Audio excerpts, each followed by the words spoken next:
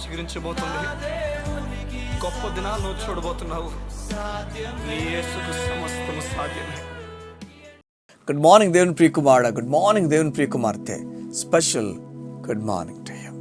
ఈ ఉదయాన్న కొన్ని లేఖనాలు చదివి మీకు వినిపించడానికి ఇష్టపడుతున్నాను. అపోస్తలుడైన పౌలు ఒక చోట ప్రసంగిస్తున్నప్పుడు ఆ ప్రసంగంలో తను వాడిన కొన్ని పదాలను, కొన్ని లైన్స్ని మీకు చదువుతున్నాను, జాగ్రత్త వినండి.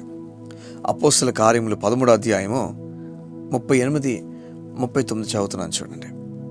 కాబట్టి సహోదరులారా, మీకు ఈయన ద్వారానే, అంటే యేసయ్య ద్వారానే పాపక్షమాపణ ప్రచురమగుచున్నది. చూడండి, ప్రచురమగుచున్నదనియు.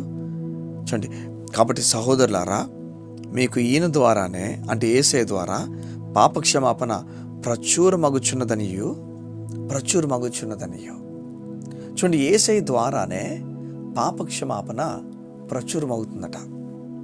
యేసయ్యని సబ్జెక్ట్లోంచి తీసేస్తే పాపక్షమాపణ లేదంతే. పాపాలు క్షమించబడ్డానికి మనకు బదులుగా పాపక్షమాపణ కొరకు ఆయన మరణించాడు.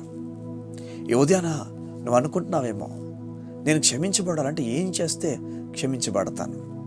నువ్వు రొమ్ము కట్టుకుంటూ బాధపడుతున్నావేమో నువ్వు చేసిన పాపానికి. వారికి వీరికి చెప్పి మనశ్శాంతి పొందుకోవడం చూస్తున్నావేమో పాపం గురించి. నువ్వు చేసిన తప్పులు కప్పుకోవడం ప్రయత్నం చేస్తున్నావేమో, దాన్ని ఎలా పోగొట్టుకోవాలో అర్థం కాక.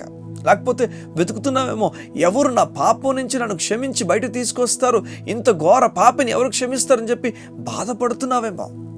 బైబిల్ గ్రంథంలో ఎందరో పాపులున్నారు. వ్యభిచారం చేసిన వారు ఉన్నారు, దొంగతనం చేసిన వారు ఉన్నారు, హత్యలు చేసిన వారు ఉన్నారు, ఇష్టాసారం బ్రతుకుతున్న వారు ఉన్నారు, లంచం పుచ్చుకున్న వారు ఉన్నారు. సగమా వీరందరినీ కూడా యేసయ్య క్షమించాడు.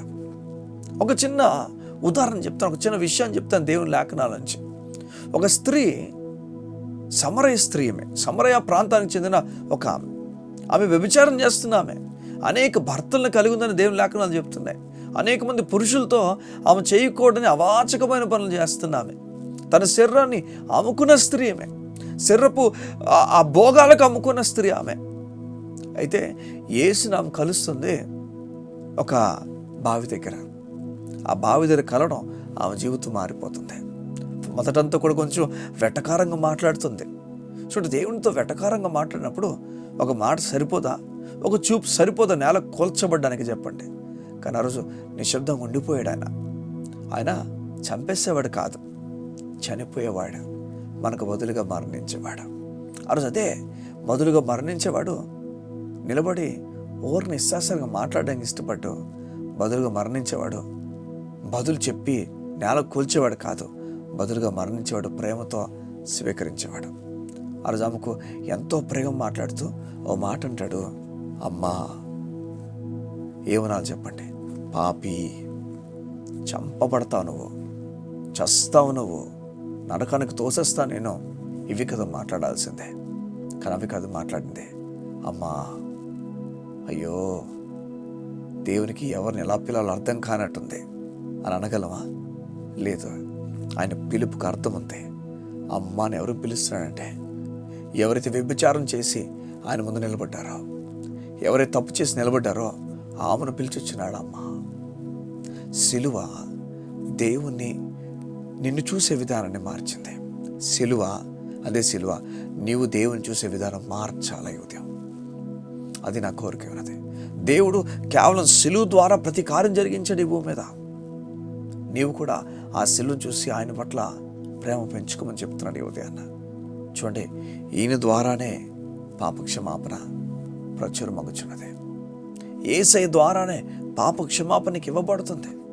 ఆ రోజు ఆమెను దేవుడు క్షమించాడు. అలా అనేక మంది దేవుడు క్షమించాడు. ఈ ఉదయం నువ్వు కూడా ఆయన విశ్వాసం ఉంచితే క్షమించడానికి ఇష్టపడుతున్నాడు. ఈ స్త్రీ పాప క్షమాపణ గురించి కష్టపడలేదు, ప్రయాసపడలేదు, ఆయన కలిసిందంతే. ఉదయం యేసయ్యని కలుస్తావా, నీ పాపలు క్షమించబడతాయి. యేసయ్యని కలుస్తావా, నీ పాపములు దేవుడు క్షమించడానికి ఇష్టపడుతున్నాడు. నీ పాపములు క్షమించిన తర్వాత ఆయన చేస్తున్న పని చూడండి.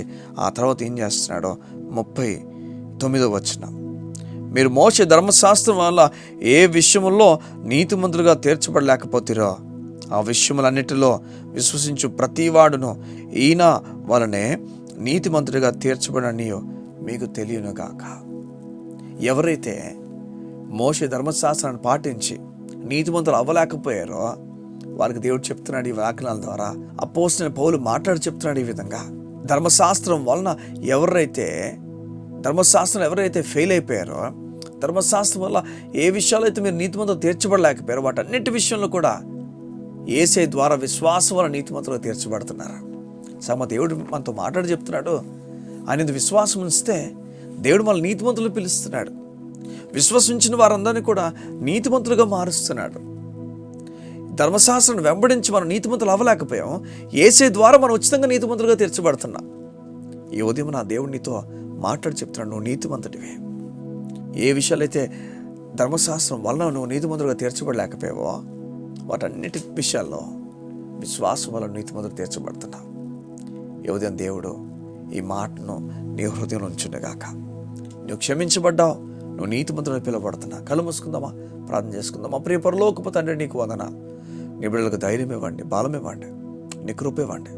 నీవు చెప్పిన మాట ప్రకారంగా నీ బిడ్డలు అయా నీతిమంతులుగా తీర్చబడి, ఏ విషయంలో ధర్మశాస్త్రం చేయలేకపోతే వాటన్నిటిలో కూడా వీరు నీతిమంతులుగా తీర్చబడి నీ ముందు నిలబడి సంతోషంగా విశ్వాసం మూలమైన నీతి నమ్మి ముందుకు వెళ్ళినట్టుగా సహాయం చేయండి.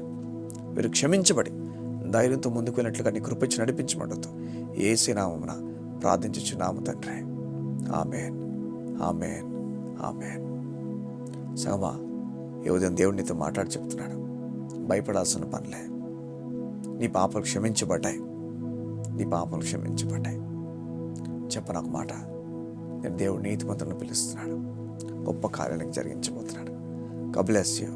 See you tomorrow.